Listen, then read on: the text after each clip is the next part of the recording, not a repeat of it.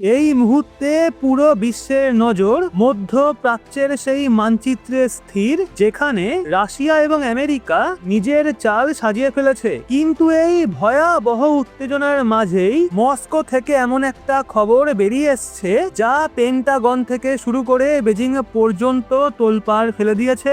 Russia হঠাৎ এমন একটা চাল চেলে দিয়েছে যার আশা কেউ করেনি। রাশিয়া কি ভারতকে এমন কিছু অফার করে দিয়েছে যা এখন নিউ দিল্লির পক্ষে ফিরিয়ে দেওয়া অসম্ভব হয়ে পড়বে। ইরানের এই যুদ্ধ কি ভারতের জন্য বিশ্বের সবচেয়ে বিপজ্জনক যুদ্ধ বিমানের দরজা খুলে দিল?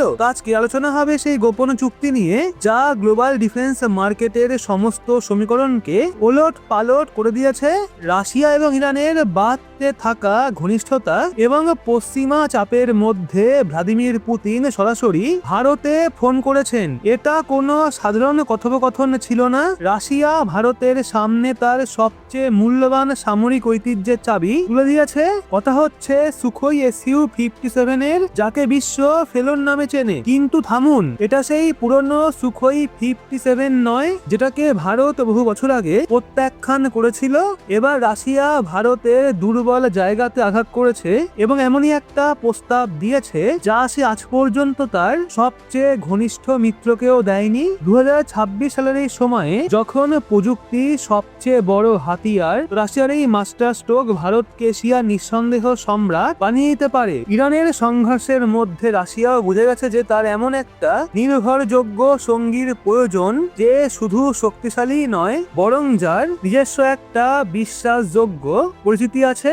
আমেরিকা ক্রমাগত চেষ্টা করছে যাতে ভারত তার F-35 প্রোগ্রামের দিকে ঝুঁকে পড়ে, কিন্তু রাশিয়া ঠিক সময়ে খেলার মোড় ঘুরিয়ে দিয়েছে। রাশিয়া ভারতকে Su-57 এর এমন একটা বিশেষ সংস্করণ অফার করেছে যেটা দুজন পাইলট চালাবে, একটা 2-সিটার স্টেলথ ফাইটার জেট। এখন আপনি ভাবছেন ওই একটা অতিরিক্ত সিটে কি বা পার্থক্য হয়? দেখুন, আসল খেলাটা এখানেই। এটা শুধু একটা অতিরিক্ত সিট নয়, বরং এটা এমন একটা চলমান কমান্ড সেন্টার যা আকাশ থেকেই শত্রুর পুরো বাহিনীকে নিয়ন্ত্রণ করতে পারে। 2026 সালের শুরুতে যখন ইরান ইসরায়েলের মধ্যে উত্তেজনা চরমে, তখন পুরো বিশ্ব দুভাবে বিভক্ত হয়ে যায়। রাশিয়া এই সময় তার সবচেয়ে আধুনিক হাতিয়ার পরীক্ষা করে এবং সেগুলো সঠিক হাতে তুলে দেওয়ার জন্য তৎপর হয়ে ওঠে। ভারত এবং রাশিয়ার সম্পর্ক বহু দশক পুরনো, তবে এতে গত কয়েক বছরে কিছুটা টানাপোড়েন তৈরি হয়েছিল, কারণ ভারত আত্মনির্ভরতার পথে এগোচ্ছিল। তাই এবার রাশিয়া সেই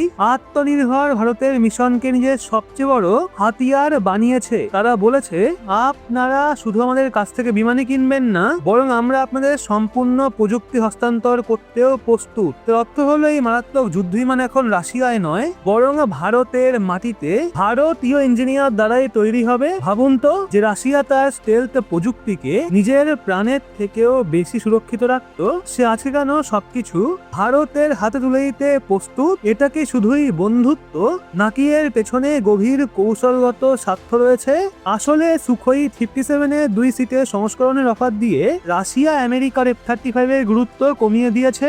আমেরিকা কখনোই ভারতকে তার মূল প্রযুক্তি দেবে না, সে শুধু নিজের পণ্য বিক্রি করতে চায়। রাশিয়া জানে যদি ভারত আবার সুখোই 57 প্রকল্পে যুক্ত হয় তাহলে চীনের J-20 ফাইটার জেটের আধিপত্য মুহূর্তেই শেষ হয়ে যাবে। এই চুক্তি শুধু কাগজে কলমে নয়, এর জন্য রাশিয়া তার সম্পদ উজাড় করে দিয়েছে। ভারতের জন্য এই প্রস্তাব যেন লটারির মতো। আমাদের নিজস্ব পঞ্চম প্রজন্মের ফাইটার জেট AMCA এখনো তৈরির পর্যায়ে রয়েছে, এতে সময় লাগবে, কিন্তু সুখোই 57 আমাদের সেই শক্তি এখনই দিতে পারে। রাশিয়া পরিষ্কার করে দিয়েছে যে ভারত তার পছন্দ অনুযায়ী এতে পরিবর্তন করতে পারবে, নিজস্ব র্যাডার, নিজস্ব ক্ষেপণাস্ত্র এবং নিজস্ব সফটওয়্যার ব্যবহার করতে পারবে। অর্থাৎ লোহা হবে রাশিয়ার আর মস্তিষ্ক হবে ভারতের। তো এটা এমনই একটা মারাত্মক সমন্বয় হবে যার সঙ্গে লড়ার সাহস খুব কম দেশই দেখাতে পারবে। ইরানের যুদ্ধ পুরো বিশ্বকে শিখিয়েছে যার আকাশের নিয়ন্ত্রণ সেই প্রকৃত বিজয়ী। রাশিয়া এই চুক্তির মাধ্যমে ভারতকে এমন র্যাডার প্রযুক্তি দেওয়ার প্রতিশ্রুতি দিয়েছে রয়েছে যা স্টেলথ বিমানকেও শনাক্ত করতে পারে। এই 2 সিটের সংস্করণে একজন পাইলট বিমান চালাবে এবং অন্যজন লয়াল উইংম্যান ড্রোন বাহিনী নিয়ন্ত্রণ করবে। এটা 2026 সালের আধুনিক যুদ্ধ প্রযুক্তি। যতদিন শুধু হলিউড সিনেমায় দেখা যেত, এখন এটা ভারতের বাস্তবতা হতে চলেছে। রাশিয়ার এই প্রস্তাব ওয়াশিংটনে চাঞ্চল্য সৃষ্টি করেছে। আমেরিকা আশঙ্কা করছে যদি ভারত রাশিয়ার এই জোটাবাজ শক্তিশালী হয় তাহলে তার বিলিয়ন ডলারের হাতিয়ার বাজার ধসে পড়বে, তাসের ঘরের মতো ধসে পড়বে। রাশিয়া ভারতকে সম্পূর্ণ নিয়ন্ত্রণের অধিকার দেওয়ার কথাও বলেছে। প্রতিটা যন্ত্রাংশ, সেন্সর এবং কোডিং এর ওপর পূর্ণ নিয়ন্ত্রণ থাকবে। আজকের বিশ্বে এটা অত্যন্ত গুরুত্বপূর্ণ, কারণ কোনো দেশই তার গোপন প্রযুক্তি সহজে কাউকে দেয় না। কিন্তু রাশিয়া ভারতের সঙ্গে সেই বন্ধুত্ব দেখিয়েছে যা বিশ্ব তাকিয়ে দেখবে। এখন প্রশ্ন, ভারত কি এই প্রস্তাব গ্রহণ করবে? আমরা কি যুদ্ধবিমানকে আমাদের বিমান বাহিনীতে অন্তর্ভুক্ত করব? মনে রাখবেন, ভারত আগে FGFA প্রোগ্রামে যুক্ত ছিল, কিন্তু তখন প্রত্যাশা পূরণ না হওয়ায় সরে এসেছিল। তবে 2026-এর সুখোই 57 সম্পূর্ণ বদলে গেছে। এটা যুদ্ধক্ষেত্রে পরীক্ষা করা হয়েছে এবং এখন এটা বিশ্বের মারাত্মক যুদ্ধবিমান। ওদিকে চীন নীরবে পুরো বিষয়টা পর্যবেক্ষণ করছে। তারা জানে যদি ভারতের কাছে এই 2 সিটার সংস্করণ আসে তাহলে তাদের J-20 কার্যত নিষ্ক্রিয় হয়ে পড়বে। রাশিয়া এমনকি এর ইঞ্জিন প্রযুক্তিও দিয়ে দেওয়ার প্রস্তাব দিয়েছে, যা ভারতের জন্য বিশাল সুযোগ, কারণ ইঞ্জিন প্রযুক্তি সবসময়ই বড় বাধা ছিল। এই চুক্তি শুধু ব্যবসা নয়, এটা একটা কৌশলগত জোট। রাশিয়া এখন অনেকটাই একঘরে হয়ে পড়েছে এবং ভারতই তার সবচেয়ে বড় নির্ভরযোগ্য বাজার। অন্যদিকে ভারতও পরিষ্কার করে দিয়েছে, আমরা শুধু প্রস্তুত পণ্য চাই না, আমরা সেই প্রযুক্তিও চাই যাতে করে আমরা নিজেরাই তৈরি থাকতে পারি। রাশিয়ার এই অফার সেদিকে ইঙ্গিত দিচ্ছে ইরান যুদ্ধের মধ্যে তৈরি হওয়া এই নতুন সমীকরণ এশিয়ার ভূরাজনীতি বদলাতে পারে। ভাবুন, ভারতীয় বিমান বাহিনীর বহরে রাফায়েলের সঙ্গে সুখোই 57 উঠছে।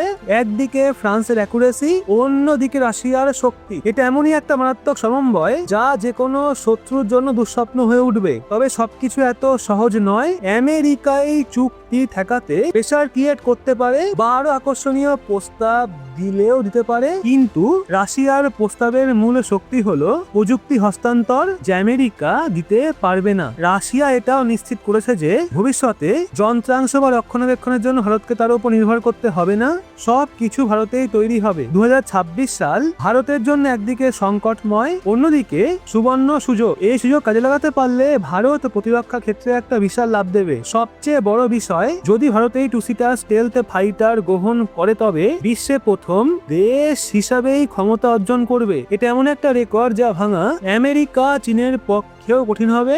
এই বিমানটা এক ধরনের মাদার শিপ হিসাবে কাজ করবে, যা একসঙ্গে বহু ড্রোন নিয়ন্ত্রণ করতে পারে। রাশিয়া এই প্রস্তাব দিয়ে দেখিয়ে দিয়েছে যে কঠিন সময়ে কে কার পাশে থাকে।